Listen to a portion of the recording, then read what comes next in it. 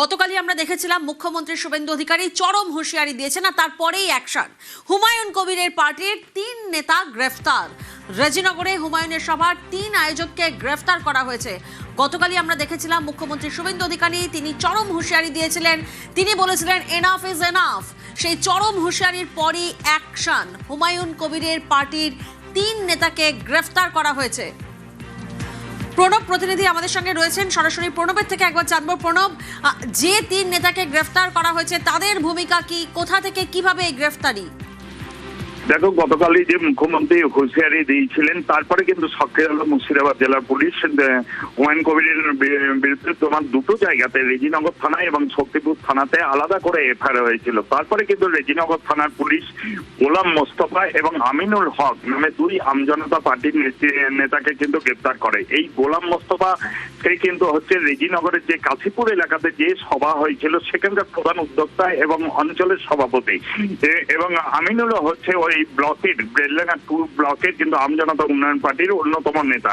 তাদের দুজনকে কিন্তু মধ্যরাত্রিতে বাড়ি থেকে কিন্তু গ্রেপ্তার করা হয়। অন্যদিকে আনিসুর রহমান যে শক্তিপুর, সেই শক্তিপুরেও সভা হয়েছিল 8ই মেতে, সেইখানেও কিন্তু সে তার প্রধান উদ্যোক্তা ছিল এই আনিসুর রহমান। এবং এই কিন্তু হচ্ছে বহরমপুর যে সাব ডিভিশন রয়েছে সেই সাব ডিভিশনের আমজনতা উন্নয়ন পার্টির সহসভাপতি। একে কিন্তু গতকাল রাত্রিবেলাতে বাড়ি থেকে কিন্তু গ্রেপ্তার করে এবং 3 জনকেই গ্রেপ্তার করা হয়েছে। আজকে কিন্তু বহরমপুর জেলা জজ কোর্টে তাদেরকে তোলা হবে এবং পুলিশ 7 দিনের পুলিশ হেফাজতে চেয়ে আবেদন করবে বিচারকের কাছে। বেশ, গতকালই হুমায়ুনকে চরম হুঁশিয়ারি মুখ্যমন্ত্রী শুভেন্দু অধিকারী। আমার মনে হয়েছে যে এনাফি জানাব সময় এসেছে এই ধরনের লোককে সবক শেখানোর। আপনাকে আমি পরিষ্কার বলছি, মমতা ব্যানার্জি মুখ্যমন্ত্রী নন। আপনি দুর্বল মুখ্যমন্ত্রী পেয়ে যা খুশি করেছেন, যা খুশি বলেছেন। আমি আপনাকে বলে গেলাম আমরা 2টো এফআইআর স্টার্ট করেছি। এত বড় ক্ষমতা আপনাকে কেউ দেয়নি। আর আমি 1 সপ্তাহ পরে মুর্শিদাবাদে যাচ্ছি, আমি প্রমাণ করে দেব ভারতবর্ষের সংবিধান আইন শেষ কথা বলে, কোন বাপের আবাদ শেষ কথা বলে না।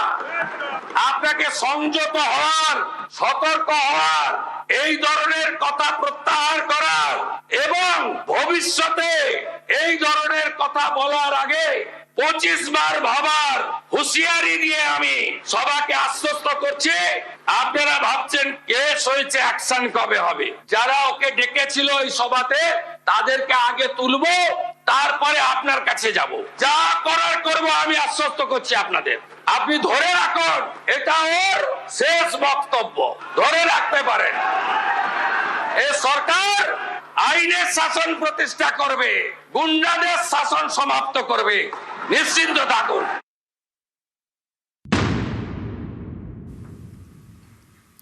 হুমায়ুনকে চরম হুঁশিয়ারি মুখ্যমন্ত্রীর। হুমায়ুনের উস্কানিমূলক মন্তব্যে বিতর্ক। হুমায়ুন বিতর্কের রেশ বিধানসভায়, লাগাম ছাড়া কথা বলতে দেব না, চরম হুঁশিয়ারি মুখ্যমন্ত্রী শুভেন্দু অধিকারীর। আপনি কেন করছেন রাজনৈতিক কারণটা আমি জানি। এজেন্ডা 2 ছিল।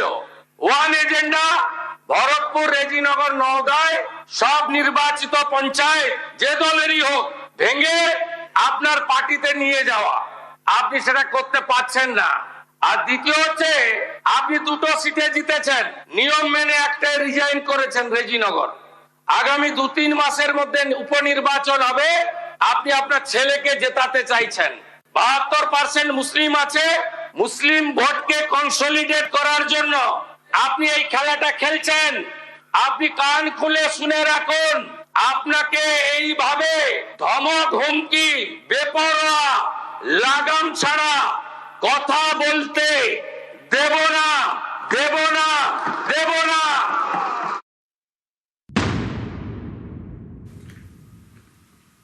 শাহজাহান পুষ্পার নাম করে হুমায়ুনকে হুঁশিয়ারি।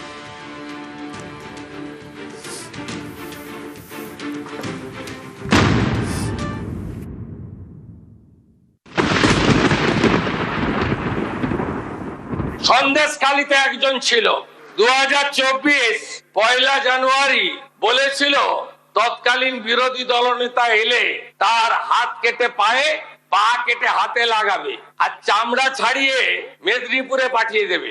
ওর অবস্থা কি হয়েছে সবাই দেখেছে। একই টোন ছিল আরেকটা জীবন তোলার গুন্ডা ক্যানিং ভারত, ওর অবস্থা কি হয়েছে দেখতে পাচ্ছে সবাই।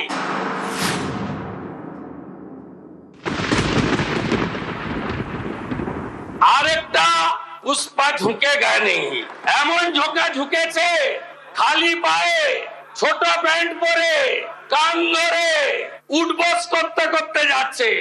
আপনাকে আমি বলে গেলাম পুলিশ তার ব্যবস্থা নেবে।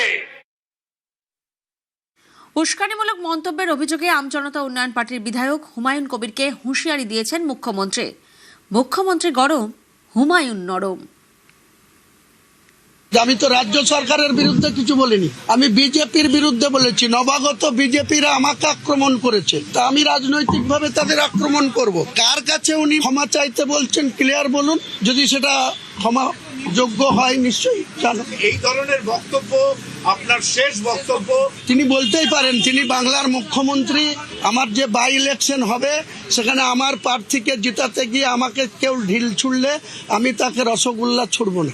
বাংলার নতুন মুখ্যমন্ত্রী বাংলার 11 কোটি মানুষকে সুশাসন দেন, সেই প্রত্যাশা নিয়ে আমরাও পরিবর্তন চেয়েছিলাম, পরিবর্তনের মুখ্যমন্ত্রী হয়েছে। কিন্তু সারা রাজ্যের সঙ্গে মুর্শিদাবাদের রেজিনগরকে যদি আলাদা ট্রিটমেন্ট করে, নওদাকে যদি আলাদা ট্রিটমেন্ট করে, বেলডাঙ্গাকে যদি আলাদা ট্রিটমেন্ট করে, হবে জেলে যাব। আমি আমার রাজনৈতিক কর্মসূচিতে আমাকে যেভাবে আক্রমণ করা হয়েছে তার পাল্টা আমি বিজেপি পার্টির লোকাল নেতৃত্বদের প্রতি বলেছি। আমি রাজ্যের শ্রমিক ভট্টাচার্যের বিরুদ্ধেও বলিনি, আমি শুভেন্দু বাবুর বিরুদ্ধেও বলিনি, আমি সুকান্ত বাবুদের বিরুদ্ধেও বলিনি। আমি সেখানকার লোকাল নবাগত বিজেপি যারা 2026 সালের 4 মে দুপুর পর্যন্ত যারা তৃণমূলের গুন্ডা ছিল, তারা আজকে বিজেপির পতাকা ধরেছে, তারা আমাকে আক্রমণ করেছে। আমি তাদের বিরুদ্ধে বলেছি, আগামী দিনেও বলবো। জেলের মধ্যে ঢুকালেও জেলের ভেতর থেকেও বলবো। কোনো আশঙ্কা করছি না এবং আমি এই সরকারকে কোনো চ্যালেঞ্জও করছি না। হুমায়ুনকে নিশানা করেছেন আইএসএফ বিধায়ক নওশাদ সিদ্দিকী। অনেক আগে আমি এই ধরনের বক্তব্যের বিরোধিতা করেছি। আমি কোনোদিন এই অফেন্সিভ বক্তব্য দিইনি, আর কোনো বক্তব্যকে আমি প্রমোট করিনি বা তাকে সমর্থন জানাইনি। সংখ্যালঘুদের অধিকার খর্ব করা হচ্ছে মানে রাগ হচ্ছে, রাগের জ্বালা মিটাবার জন্য 4টে গরম গরম কথা বললে অধিকার ফিরে আসবে না। সায়েন্টিফিক ওয়েতে যেতে হবে, নির্দিষ্ট পরিকল্পনা করে এগোতে হবে। কোন জায়গা থেকে অধিকার কাটছে সেই অধিকারটা না কাটতে পারে তার জন্য অ্যান্টিডট কি আছে। 4টে গরম কথা বললে অধিকার ফিরে চলে আসবে না। তা মুসলমানদের কেন ঢুকাচ্ছেন? ওনার দলটা কি শুধু মুসলমানদের জন্য তৈরি হয়েছে?